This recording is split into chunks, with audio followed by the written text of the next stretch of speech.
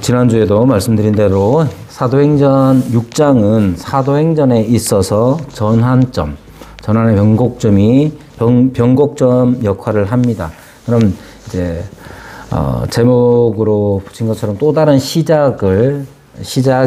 또 다른 것이 시작되는, 이미 시작된 것이 다시 한번 또 다른 시작을 하게 하는 것이 바로 6장인데, 그 시작이 무엇이냐, 또 다른 시작이 무엇이냐면 예루살렘에서 시작한 이 교회가 이제 온 유대와 사마리아와 땅끝까지, 사도행전 1장 8절에서 주님께서 약속의 형태로 말씀하신 땅끝까지 이르러 내 증인이 되리라 하신 이 말씀, 그것을 이제 시작하는 그 시작점이 바로 6장이라는 것이죠. 그러니까 교회라는 것이 예루살렘에서 시작하였습니다. 오순절에 성령이 임하심으로 예루살렘의 교회가 시작되었고, 그 예루살렘에서 시작된 교회는 그것에서부터 시작하여 이제 전 세계로 땅끝까지 뻗어나가기를 시작하는 것이죠. 그걸 시작하는 장이 바로 6장이다 하시면 됩니다. 그럼 하나님은 어떻게 이 일을 시작하시는가? 예루살렘에서 어떻게 보면 아주 실효적으로 그 자태를 드러낸 하나님의 나라가 어떻게 하면 퍼져나가게 되느냐? 하나님은 어떻게 그 일을 시작하시느냐가 바로 6장에 나와 있는 거예요. 우선 땅끝까지 나가기 위해서 필요한 게 있는데, 그것이 뭐냐? 그냥 무조건 나가면 되느냐?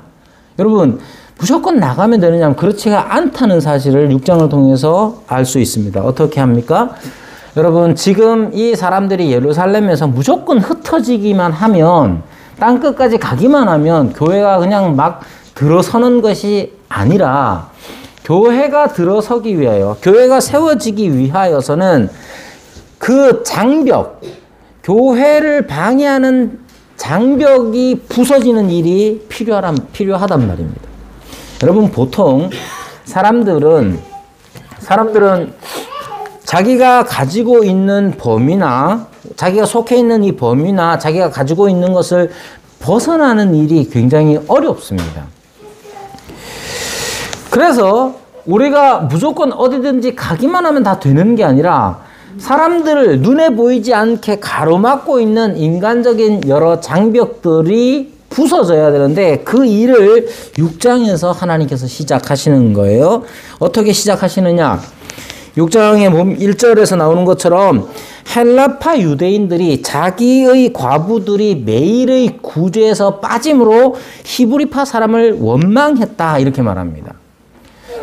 원망이라고 하는 것은 사실은 그리스도인에게 원망은 어울리지 않는 것처럼 보이고, 한편으로 생각하면 원망하는 것 자체가 죄스럽게, 죄악시 될 수도 있습니다. 그러나 저는 지난주에 말씀드린 것처럼 이 원망의 사건 자체를 너무 죄악시 여기는 것이기보다는 하나님께서 하시는 일로서 이해해도 괜찮겠다 싶습니다. 우리 마음에 누군가를 원망하는 마음이 생긴다. 그럼 우리가 회개해야죠. 그걸 당연시 여기고 자랑스럽게 여길 건 아니잖아요. 원망하는 마음이 생겨날 수 있는 우리 처지가 그러하다는 점을 인정하자는 것이죠. 왜 그러냐면 이 원망이 어떻게 생겼느냐? 히브리파 사람들이 주축이 되어서 매일의 구제가 행해졌던 것 같습니다. 즉, 형식적으로 보면 사람들이 자기의 것을 팔아서, 그게 집이든 뭐 땅이든 간에 자기의 소유를 팔아서 필요를 채우기 위해서 어떻게 했느냐 하면 사도들의 발 앞에 놓았다라고 말합니다. 그것은 하나님께 바쳐진 것이고, 사도들은 그것을 임의대로 한다기보다는 그것을 어떤 조직을 갖춰서 했겠죠.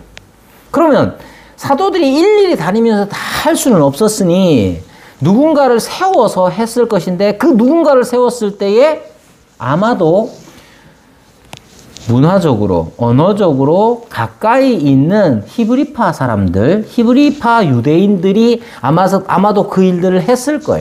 그러자 어떤 일이 일어납니까? 헬라파 사람들, 헬라파 유대인들이 매일의 구제에서 빠지는 겁니다. 왜냐하면 아마도 사회, 언어, 문화적으로 차이가 있었기 때문에 그렇습니다. 그래서 사람들은 히브리파 사람을 원망했다라고 말합니다. 그러면 이 매일의 구제에서 빠지는 사람들, 그리고 이 원망이 일어날 수밖에 없는 이 상황들은 어찌 보면 우리가 교회로 모였을 때에 일어날 수 있는, 어찌 보면 인간 편에서 보면 자연스러운 현상 중에 하나입니다. 여기 우리 교회 몇 명 안 모이잖아요. 몇 명 안 모이는 이 모임 안에도 필요한 일들을 하다 보면 원망이 생겨날 수 있단 말이에요. 그 원망이 왜 생겨납니까? 원망하는 사람이 나쁜 사람이라서 생겨나는 게 아니죠.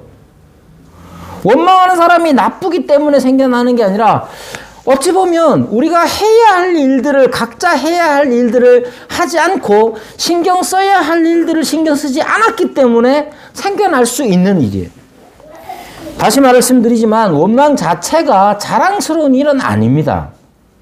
할 수만 있다면 원망을 안 하는 조건과 환경이 주어지면 제일 좋은 거예요. 하나님께서는 이러한 원망의 사건을 통해서 사실은 그 예루살렘 교회에게 필요한 것들을 보게 하시고, 이 원망의 사건이 해결되는 방법들, 그 과정들을 통해서 교회가 뻗어나갈 것들을 준비시킵니다. 왜냐하면 앞으로 땅끝까지 뻗어나갈 그 교회는 여러 장벽들이 있어서 원망이 생길 수밖에 없는 일들이 많이 생겨날 것이기 때문에 그렇습니다. 또 하나 여기서 드러나는 점이 있는데, 예루살렘 교회, 이 교회라는 것은 새로운 이스라엘이라는 점이 드러납니다. 여기 이스라엘이라고 하는 이유는 뭐냐면, 항상 이스라엘은 어떤 민족적 이스라엘, 민족으로서의 이스라엘이 중요한 까닭은 그 민족적 이스라엘 자체가 하나님의 언약 백성을 나타내기 때문에 그렇습니다. 즉 하나님께서는 어떤 분이냐? 하나님은 저 하늘에서 그냥 가만히 계시는 분이 아니라 하나님은 우리 가운데로 오시는 분이란 말이에요. 우리 가운데로 오셔서 뭐합니까? 우리한테 나는 너의 하나님이 되고 너희는 나의 백성이 되라. 약속을 맺어주시는 분이에요. 하나님이 그래야 할 이유가 없잖아요. 저기 지나가는 아이들 아무나 붙잡고 내가 네 아버지 해줄게. 그럴 필요가 없잖아요. 여러분, 마치 그런 거예요. 세상에 많은 사람들, 민족들 중에 구약에서 하나님께서는 아브라함에게 오셔서 약속을 해주십니다. 어떻게? 나는 너의 하나님이 되고 너희는 내 백성이 될 것이다. 이렇게. 그것을 뭐라고 그러냐? 이스라엘이라고 부른단 말입니다. 즉 이스라엘은 하나님과의 특별한 관계 안에 있는 사람들이 이스라엘이에요. 여기에 새 이스라엘, 새롭다고 하는 이유는 뭐냐 하면, 이스라엘 접어치고 이제 한국이, 통일교는 거의 그렇게 생각합니다. 한국이, 한민족이 그렇게 생각하는데, 그게 아니라 이스라엘 놔두고 다른 민족 하나를 대치시키는 게 아니라 하나님께서 구약에서 이전에 약속하신 것들을 이제 성취된 시대를 살아가고 있기 때문에 새롭다는 거예요. 예루살렘 교회는 새 이스라엘, 즉 교회. 예루살렘 교회는 새 이스라엘입니다. 하나님과의 특별한 관계 안에 있을 뿐만 아니라 새롭다는 것은 이전에 약속, 구약의 약속들이 성취되어 그 성취됨을 누리는 사람들이기 때문에 새 이스라엘인 거예요. 이러한 새 이스라엘, 예루살렘 교회 안에 문제가 발생합니다. 아까 말씀드린 대로 매일의 구제에 빠지는 사람들이 생겨난 거예요. 이때 이 문제라고 하는 것을 크게 죄라고 여긴다면, 죄라는 것은 사실은 사실 어떻게 보면 신비한 무엇이에요? 실체가 분명하지 않은 그 무엇입니다. 지금 창건이가 눈을 비비고 막 이제 잘라고 하고 있어요. 아, 그러니까 눈을 비비면 이제 예를 들면 그런 거야.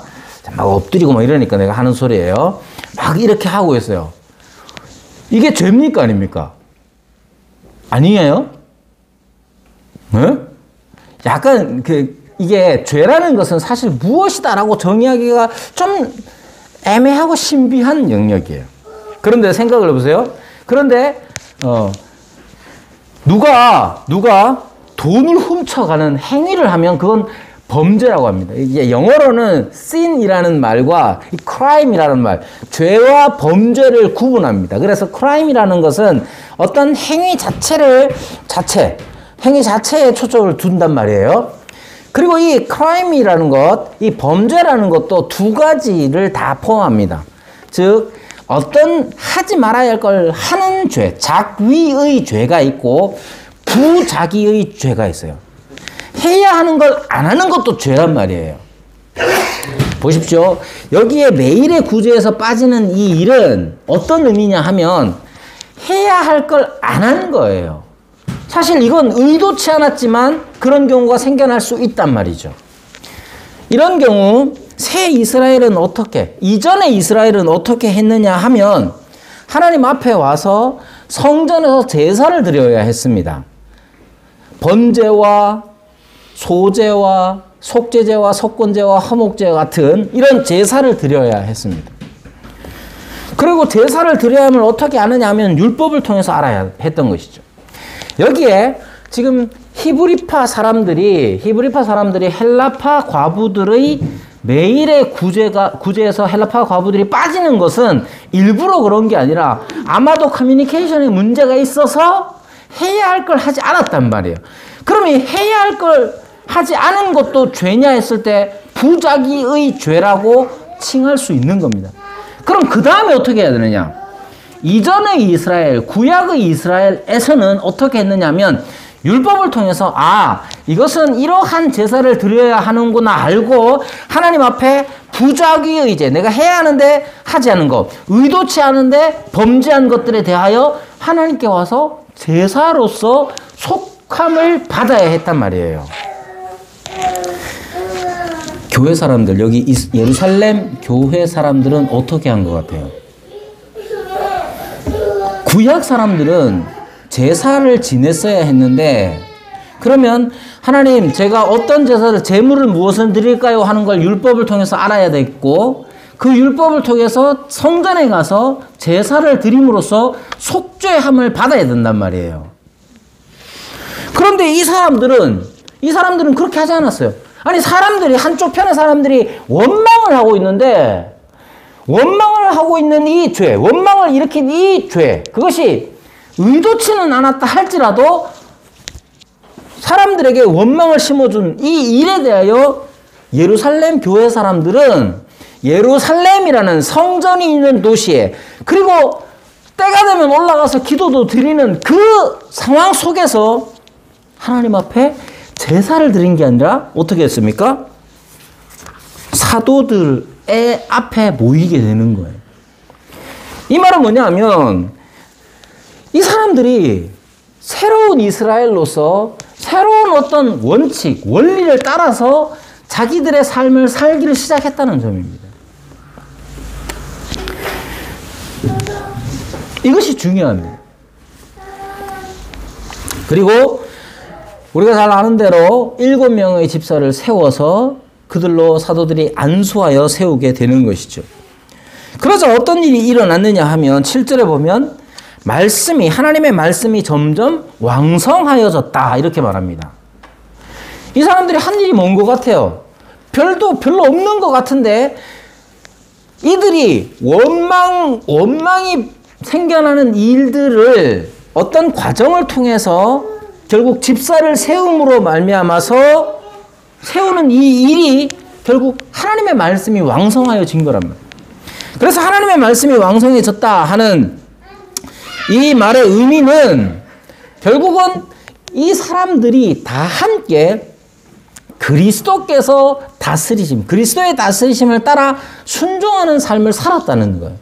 하나님의 말씀이 왕성하여졌다는 건 사람들이 막 나가가지고 복음을 열심히 전파했다. 단지 그것만 뜻하는 게 아닙니다. 하나님의 말씀이 왕성하여지는 것은 원망의 사건이나 구제하는 일이나 어떤 일에 있어서든지 예수님께서 의도하시고 원하시는 바를 그들이 순종했다는 뜻을 나타내는 겁니다. 당연히 말씀 전하는 것도 포함됩니다. 그러자 말씀이 점점 왕성하여져서 예루살렘에는 제자의 수가 더 심히 많아졌다라고 말하고 있는 것이죠. 그러나 이것은 어떤 일을 하면 사람들이 많아지느냐를 나타내기보다는 앞에서 말씀드린 대로 땅끝까지 이르러 복음의 증인이 되는 교회가 확장되어져 갈 때에 반드시 필요한 게 무엇이냐를 나타내주기 위해서 지난주에 말씀드린 대로 새로운 신학의 정립이 여기에 나타나고 있음을 여러분에게 말씀드리는 겁니다. 그 중에 스데반이라는 사람이 대표적으로 먼저 등장합니다. 여기에 스데반은 여러분들 영어 이름으로는 스티븐 있죠. 스티븐이 이제 스데반이고 헬라식 이름이에요. 스데반은 헬라식 이름은 스테파노스라고 해가지고 이게 여러분 그 월급의 관 같은 거 마라톤 선수들한테 씌워주는 거 있잖아요. 그 면류관, 관, 이게 바로 이제 스테파노스의 뜻입니다. 이름의 뜻입니다. 마치 이 스테반의 짧은 이 사역이, 스테반에 대한 짧은 이 묘사가 마치 교회의 모습을 드러내는 것처럼 보입니다. 이름도 마침 스테파노스로서 새 이스라엘, 즉 교회의 면류관 같은 정수와 같은 모습을 보게 됩니다. 그의 삶을 보면 어떻게 묘사되고 있느냐. 우선 그가 집사로 선출되기 전에 사도들이 뭐라고 말하느냐면 너희 가운데 3절에 보면 너희 가운데서 성령과 지혜가 충만하여 칭찬받는 사람을 택하라 했으니 스데반은 어떤 사람이겠습니까? 성령과 지혜가 충만하여 칭찬받는 사람이었겠죠. 5절에 보면 온 무리가 이 말을 기뻐하여 믿음과 성령이 충만한 사람 스데반. 그러니까 믿음과 성령이 충만한 사람 스데반을 이렇게 수식하는 표현하는 말이 바로 이거예요. 믿음과 성령이 충만한 사람. 그러니까 스데반은 어떤 사람이냐? 성령과 지혜가 충만하며 칭찬을 받을 뿐만 아니라 믿음과 성령이 충만한 사람이었습니다. 8절에 보면 스데반에 대해서 말할 때 뭐라고 말하느냐 하면 스데반이 은혜와 권능이 충만했다 이렇게 말합니다. 네. 이름으로 생각해 보자면 새 이스라엘의 교회는 바로 성령과 지혜가 충만하며 칭찬을 받고 또 믿음과 성령이 충만하고 은혜와 권능이 충만한 그러한 공동체여야 하는 것이죠. 그리고 이 스데반은 어떻게 했느냐면 큰 기사와 표적을 민간에 행했다라고 말합니다. 여기에도 보면 큰 기사와 표적이라는 것, 놀라운 일들과 또 그 놀라운 일들에 대한 의미들을 말해주는 이 일들이 누가 행하던 일이냐 하면 사도행전에만 보면 복음서까지 봐도 마찬가지예요. 복음서에는 기사와 표적을 누가 행합니까? 예수님이 행하시죠. 사도행전으로 오면 기사와 표적을 이때까지 누가 행했느냐? 사도들이 행했습니다. 베드로와 요한이. 그런데 예수님도 아니고 사도들도 아닌 스데반이라는 사람이 민간에 큰 기사와 표적을 행했습니다. 이 말이 무엇을 뜻합니까? 주님께서 하시던 일, 사도들이 하던 일을 교회가 행해야 하는 것이죠. 물론 여기에 기사와 표적이라는 것 자체가 핵심은 어디에 있느냐 하면 여러분 사람마다 기대하는 바가 다르면 기사, 원더, 놀라운 일이라는 것도 다 달라져요. 여러분 오늘 점심때 마라탕을 줍니다. 그럼 우리 아가 벌써 눈이 턱 크잖아. 진짜요? 농담이야. 야 보세요, 마라탕을 준다 그러면 이제 기대를 안 하고 있던 사람들은 오 마라탕 준다고 하면 놀라운 기사가 일어난 것이죠. 예. 반면 어떤 사람들은 먹는 게 중요한 게 아니라 지금 병이 낫는 게 중요한 사람들은 그것이 기사가 되는 거예요. 여러분, 항상 놀라운 일, 기사라는 것 자체가 저는 여기에서 주로 사도행전 안에서는 주로 병 낫는 것에 초점이 맞춰져 있습니다. 그런데 이 병 낫는 것 자체가 작은 일이 아니에요. 여러분들이 영화에서 로마 시대의 영화나 아니면 뭐 중세 시대의 영화나 드라마 이런 걸 보면 대단히 사람들이 깨끗하고 깔끔하게 나오잖아요. 그러나 실제로 특히 로마와 같은 대도시들은 엄청나게 더러웠습니다. 여러분, 이제 우산 발명, 하이힐 알죠? 하이힐의 발명이 왜 생겼게요? 하이힐은 왜 생겼냐면 주로 남자들이 많이 이렇게 하이힐을 신고 다녔는데, 왜냐하면 거리가 다 오물투성이었기 때문에 그래요. 오물투성이. 네. 여러분, 화장실이 잘 없었잖아요. 그러니까 요강 같은데, 이제 왜 서양에서도 요강 같은 걸 썼단 말이에요. 요강 같은 걸 써서 어디다 버리겠습니까? 저 멀리 가가지고 버릴 수 없잖아요. 그냥 집 밖에 아무나 던지는 거예요. 네. 근데 1층만 있는 게 아니고 2, 3층도 있었거든요. 왔다 갔다 하기 힘들잖아. 그러니까 위에서 붓는 거야. 그냥 밖으로 붓습니다. 그래서 뭐가 필요합니까? 우산이 필요했던 거예요. 이거 농담이 아니고 진짜로 그래요. 이러한 시대가 아주 수천 년 계속되어 왔단 말이에요. 도시화가 일어나고 난 다음에 이러한 일들은 너무나 도시의 일상이었던 거예요. 그런 세상에서 살아가는 사람들이 얼마나 세균에 노출이 많이 돼서 얼마나 많은 병이 걸렸겠어요. 그리고 고칠 수 있는 것도 없어요. 그래서 사람들은 병 고치는 이 일이 자기들에게 있어서는 대단히 중요한 일일 뿐만 아니라 기대하는 바요 기사였던 것이죠. 그래서 사도행전에는 병 고치는 일이 그렇게 많은 거예요. 병 고치는 일을 그래서 기적처럼 기사로서 많이 소개하고 있는 겁니다. 그럼 지금은 어떤 것 같아요? 지금 병 고치는 일들에 대해서 여러분 작은 사고 하나 놔보세요. 이재철 집사님 유리 차가지고 이렇게 딱 찢어졌잖아요. 그럼 기도합니까? 응급실 가지. 그런 거예요. 우리에게 있어서 찢어진 살갗을 붙이는 일은 기적이 필요한 게 아니고 그냥 바늘이 필요한 거예요. 실과 바늘이 필요할 뿐이죠.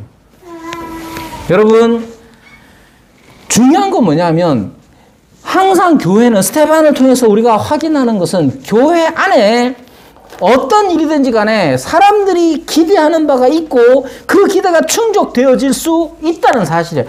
병고침도 마찬가지고 그 어떠한 기적이나 기대도 교회 안에서 이루어질 수 있습니다. 단 중요한 것은 그 다음에 이것이 어떤 의미냐, 표적에 관한 것이죠. 스테반을 비롯한 새 교회는, 이 새 이스라엘은 기사와 표적이 있는 그런 곳이었습니다. 그러면 교회 안에 이러한 기사와 표적이 다 같은 결과를 혹은 다 같은 반응을 가져왔느냐? 그렇지가 않습니다. 이전에 예수님 또 사도들, 예를 들면 사도행전에 나오는 사도들의 기사와 표적, 그 다음에 어떤 일이 일어났습니까? 3,000명씩 주님께로 돌아오는 역사가 있었습니다. 허다한 제사장의 무리도 이 도에 복종하는 일이 있었습니다. 그러나 스데반이 어떤 사람이냐 하면, 성령과 지혜가 충만하고 믿음과 성령이 충만하고 은혜와 권능이 충만한 이 사람이 큰 기사와 표적을 베풀었을 때에 그것을 보고 사람들은 어떻게 반응했느냐? 스데반을 결국 우리가 잘 아는 대로 죽이게 되는 것이죠. 아주 격렬한 이 반응을 보였습니다.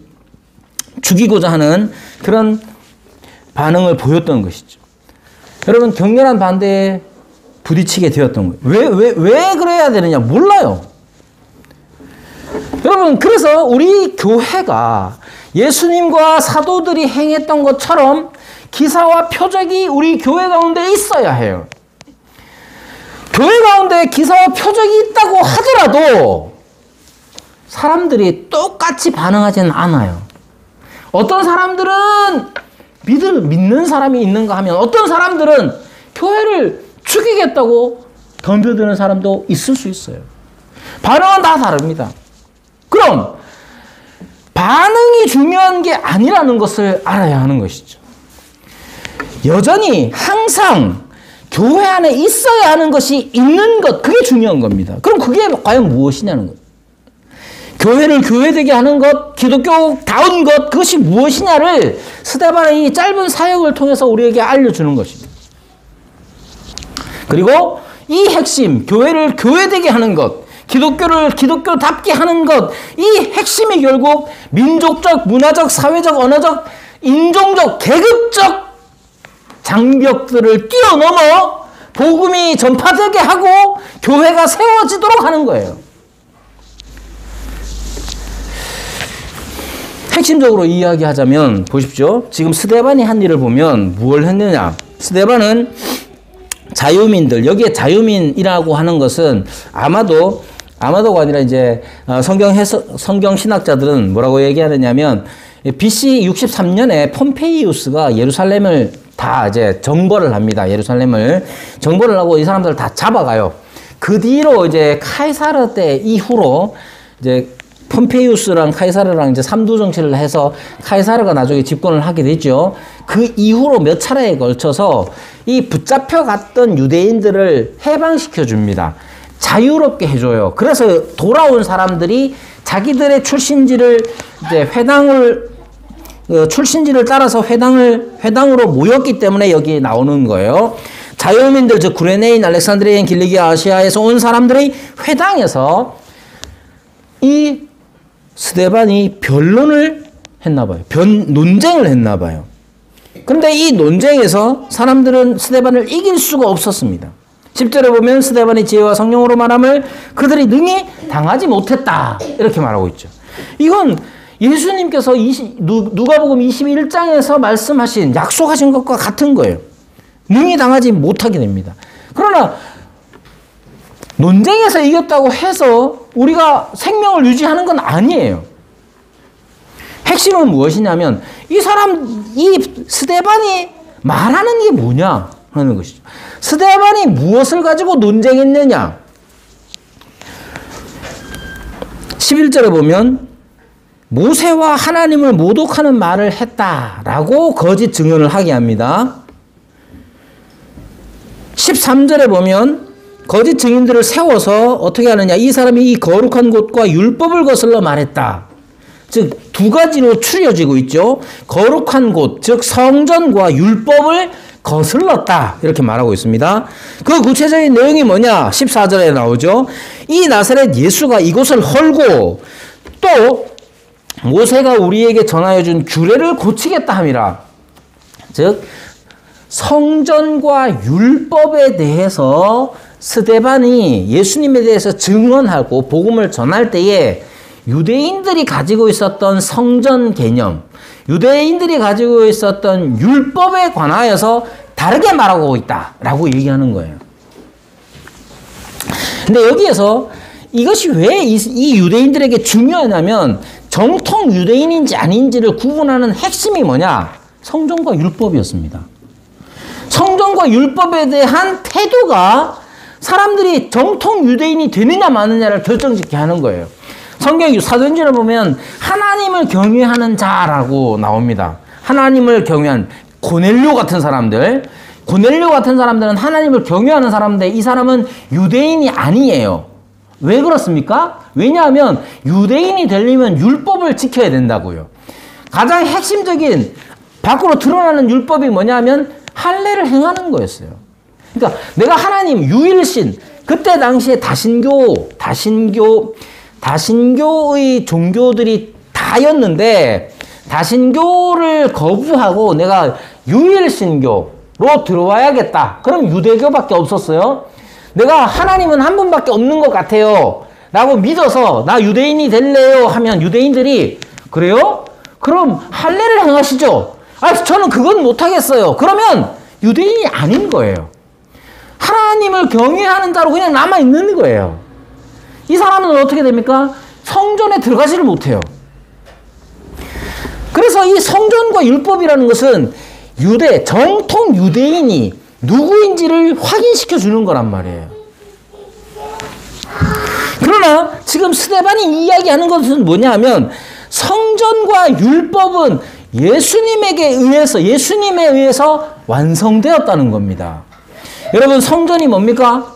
성전이 중요한 까닭, 예루살렘이 중요한 까닭은 성전이 있기 때문이고, 성전이 의미하는 바는 하나님께서 거기에 임재하시기 때문에 그곳은 거룩한 곳, 미시칸이 되는 거예요. 하나님의 처소, 거룩하신 하나님이 거하시는 곳이 되는 거란 말입니다. 자, 이 세상에서 구약시대에 이 세상, 이 전 지구를 다 통틀어서 하늘에 계신 하나님이 땅에 임하시는 거, 땅에 내려오시는 거, 어디에 내려오셨습니까? 성전밖에 없어요.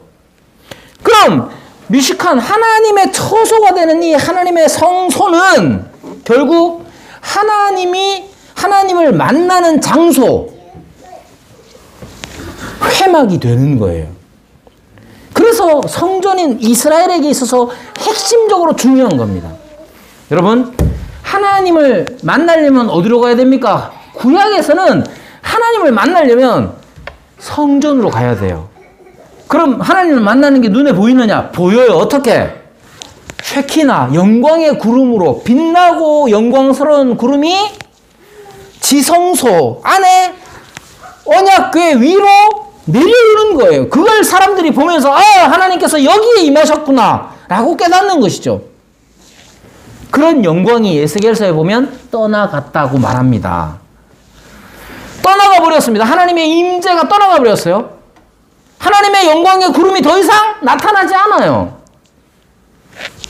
그러면 하나님이 영영 떠나고 안 계시느냐? 그게 아니라 예수님께서는 우리에게로 오신 하나님이시잖아요. 스데반이 믿는 건 그거였어요. 스데반이 지금 이야기하는 건 회당마다 가가지고 논쟁하는 건 뭐냐? 핵심이 뭐냐? 여러분들이 성전을 사모함으로 성전 주변에서, 성전 근처에서 회당으로 여러분들이 모여서 하나님의 성전을 사모한다고 하지만 그 하나님의 성전, 하나님의 임하시는 그것은 예수님에게서 완성되었고, 예수님이 바로 하나님의 성전이시다. 하나님이 오신 것이다. 그걸 믿는 거예요. 교회가 뭡니까? 새로운 이스라엘이 뭡니까? 바로 이것을 믿는 것이 새 이스라엘 교회의 핵심이에요. 여러분, 세상 사람들 많이 보십시오. 세상 사람들 보면 하나님 안 믿는 사람, 하나님 없다는 사람 많이 있지만 그 모든 사람들이 다 높은 그 무엇을 향해서 늘상 추구하며 삽니다. 이상을 추구하고 가치를 추구하고, 그것이 종교의 형태로도 나오고 철학의 형태로도 나오지만 자기가 온전히 천상천하 유아독전 부처라고 여기는 사람은 거의 없어요. 천상천하 유아독존이라고 하는 사람들이 이 세상에 몇이나 있습니까? 대부분의 사람들은 좀 더 높은 것에 지배받고 좀 더 높은 것을 향하여서 나아가고자 하는 사람들이 이 세상에 다 있습니다. 그 사람들이 추구하는 바, 그 사람들이 필요로 하는 바는 뭐냐? 하나님.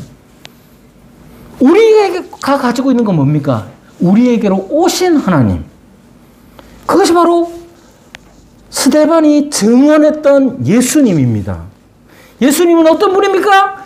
우리에게로 오신 하나님이란 말이에요. 사람들이 그토록 찾고 매달리고 추구하고자 하는 그 진리이신 하나님이 우리에게로 오셨단 말이에요.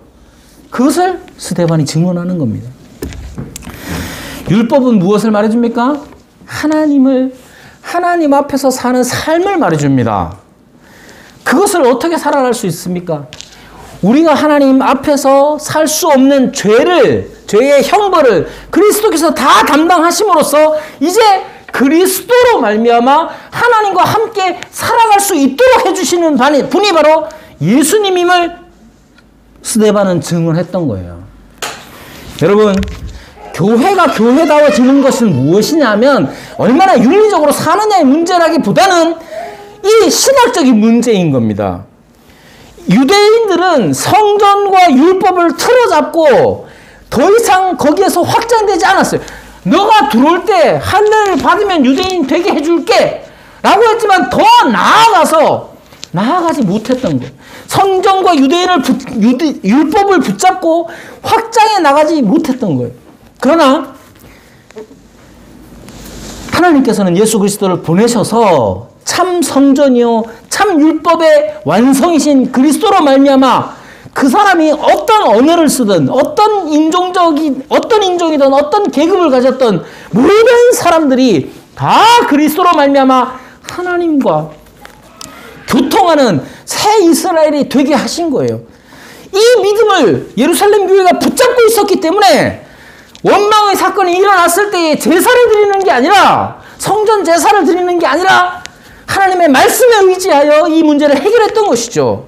그리고 이것이 이러한 새로운 신학이 새 이스라엘의 신학이 전 세계로 땅끝까지 뻗어나가는 원동력이 되는 겁니다. 여러분, 교회를 향하여 생각할 때 여러분 항상 기억하고 있어야 하는 건 뭐냐? 교회를 교회되게 하는 것은 좀 더 나은 윤리가 아니라 교회를 교회되게 하는 것은 바로 새 성전인 그리스도, 율법의 완성인 그리스도, 그 믿음이 우리를 기독교인답게 만드는 것이고 교회를 교회답게 만드는 것이에요. 이것을 붙잡고 있어야 교회는 예루살렘을 넘어 온 유대와 사마리아와 땅끝까지 이르러 교회로 세워지게 되는 겁니다. 우리의 교회도 마찬가지. 우리 교회가 신학적이어야 합니다. 교회는. 근데 교회가 신학적이라는 말은 막 바빙크 책을 얼마나 읽느냐 또는 신앙 고백서를 얼마나 많이 공부하느냐 칼빈의 시편 찬송가를 부르느냐 마느냐의 문제가 아니에요. 교회가 신학적이어야 한다는 것은 이 믿음, 스데반이 지금 증언한 이 믿음의 내용을 우리도 붙잡고 있어야 되는 거예요.